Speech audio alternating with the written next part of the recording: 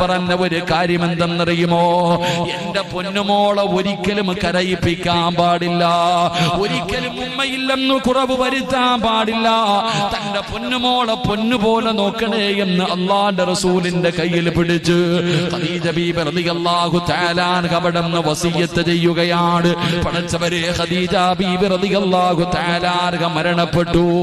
ആ വീടിന്റെ അകത്ത് അല്ലാഹുവിന്റെ പ്രവാചകനും അതാ ഫാത്തിമ ബീബി റളിയല്ലാഹു തആല അൻഹ.